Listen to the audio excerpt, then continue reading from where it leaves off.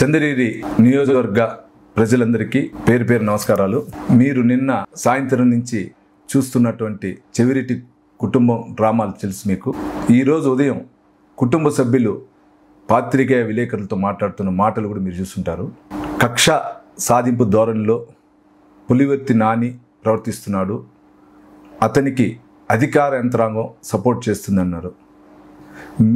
మీ ద్వారా ఆ చెప్తున్న చెవిరెడ్డి కుటుంబానికి ఒకటే, రాష్ట్ర ప్రభుత్వం తెలుగుదేశం ప్రభుత్వం ఏర్పాటు ఈ రోజుకి 57 రోజులైంది.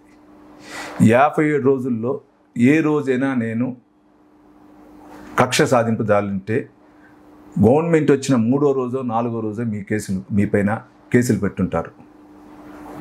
ఈరోజు మీరు అంటున్నారు కేసులు పెట్టారు 37గా చేర్చామని.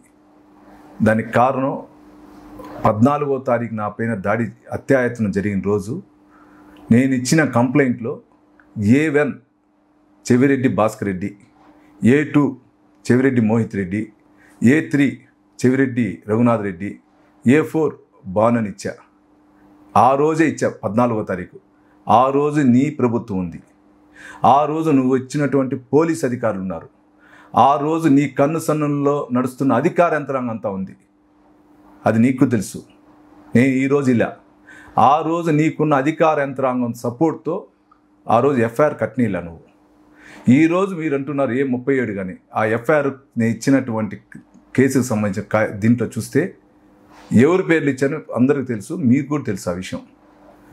24 గంటలు తప్పుడు సమాచారాలు, తప్పుడు మాట్లాడేదే ఆ కుటుంబం, మీ కుటుంబం. ఆ ప్రవర్తన మానుకోండి.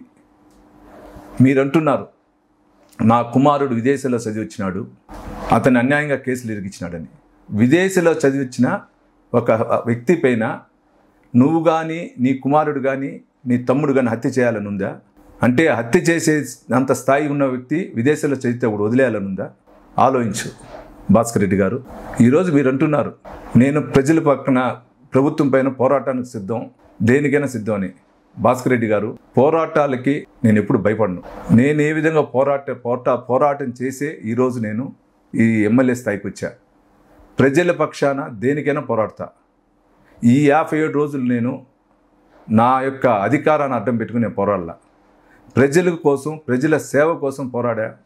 ప్రజలకు కావాల్సినటువంటి అవసరాల కోసం, ప్రజలకు కావాల్సిన మౌలిక వసతుల కోసం పోరాడుతున్నాను తప్పించి అధికారుల యంత్రాంగం తిరుగుతున్నాను కానీ నా స్వయం దీనిపైన ఎప్పుడు తిరగల. నువ్వైతే ఈ 57 రోజులు ఎత్తుకున్న నీ కుటుంబం, నీ కొడుకు కోసం పోరాడుతున్నావు కేసుల నుంచి తప్పించుకునేదానికి. నువ్వు ఈరోజు అంటున్నావు నీ కొడుకు కోసం ఈరోజు రోడ్డుకు వచ్చావు. అన్యాయంగా 6 మందిని, సంబంధం లేని వ్యక్తిని ఆ రోజున్న పోలీసు అధికారులు కేసులు పెట్టారు. జగమెరిగిన సత్యం. ముఖ్యంగా చంద్రగిరి నియోజకవర్గం కానీ, చంద్రగిరి నియోజకవర్గం ఆరుకున్నటువంటి తిరుపతి నియోజకవర్గం ప్రజలకు అందరికీ తెలుసు. వారి కోసం ఎందుకు నువ్వు పోరాడలా? వారి కోసం పోరాడుంటే నువ్వు నిజాయితీపరుడు అనుకుంటావు. ఆ రోజు ఎందుకు నువ్వు పోరాడలా? అంటే నీ కొడుకు, నీ కుటుంబానికి ఒక ఆదరణ, బయట వ్యక్తులకు తప్పుడు కేసులు పెట్టిన వాళ్ళకి ఒక ఆదరణ. ఆలోచించు భాస్కర్ రెడ్డి. నువ్వు మీ చంద్రగిరి నియోజకవర్గం ప్రజల తరపున, మీడియా ప్రతినిధుల తరపున అందరికీ పేరు పేరున విన్నపం, నేను ఎక్కడ కానీ కక్ష సాధింపు పోను. కక్ష సాధింపు అంటే నా దగ్గర ఇంకా 2 బలమైన కేసులు ఉంది. ఆ బలమైన కేసులు ఇస్తే మినిమం అంటే కూడా 1 సంవత్సరం నుంచి 1.5 సంవత్సరం బెయిల్ రాదు. మా కుటుంబాన్ని ఏ విధంగా షాడోలాగా వెంటాడాడో దానికి సంబంధించిన సాక్ష్యాలు కూడా నాకు ఇచ్చేసి వెళ్ళారు కొందరు అధికారులు. విజయవాడ స్థాయిలో ఉన్నటువంటి కొందరు అధికారులు నా పైన దాడి జరిగిన తర్వాత వారం తర్వాత ఇంటికి వచ్చి ఏమేమి జరిగిందని ఇచ్చేసారు. అవి కూడా ఉన్నాయి. అది ఇస్తే దేశద్రోహం కేసు అవుతుంది. ఇంకోసారి ఎలక్షన్లో కూడా పాల్గొనేదానికి అవకాశం ఉండదు. నేను ఆ విధంగా కక్ష సాధింపు పోలా. గుర్తుపెట్టుకోవాలి భాస్కర్ రెడ్డి గారు. మీరు ఏదో డ్రామాలాడి ప్రజలను మప్పి పొందాలంటే కాదు. ఈరోజు కూడా అరెస్ట్ అంటే మీరు ఇంత నీతి నిజాయితీ పరులు అయితే ఎందుకు మీరు హైకోర్టుకి వెళ్ళి యాంటీసెప్టిక్ బెయిల్ కోసం వెళ్ళారు? 3 సార్లు వెళ్ళారు యాంటీసెప్టిక్ బెయిల్ కోసం. నీతి నిజాయితీ పరులు అనుకుంటే అదే యాంటీసెప్టిక్ బెయిల్ పోకుండా నేరుగా ఎస్పీ గారి దగ్గరికో లేదా స్థానికంగా ఉన్నటువంటి ఎస్ఐ గారి దగ్గరకో, స్థానికంగా ఉన్నటువంటి ఇన్స్పెక్టర్ స్థాయి అధికారి దగ్గరకో, లేక స్థానికంగా ఉన్న డిఎస్పీ స్థాయి అధికారి దగ్గరికి వెళ్ళి ఉండొచ్చు కదా. ఎందుకు వెళ్ళా మీరు? దీన్ని బట్టి మీ నీతి నిజాయితీ మీకు అర్థమవుతుంది ప్రజలందరికీ.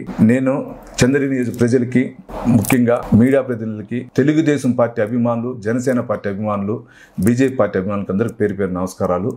ఒకటే చెప్పదలుచుకున్నా, నేను ఎక్కడ కానీ కక్ష సాధింపు పోవట్లా. అతను ఎంత రొచ్చగొట్టినా నేను అణిగే వెళ్తా. సామెతుంది, ఎంత ఎదిగితే అంత అణిగిపోమని, ఆ విధంగా వెళ్తున్నా.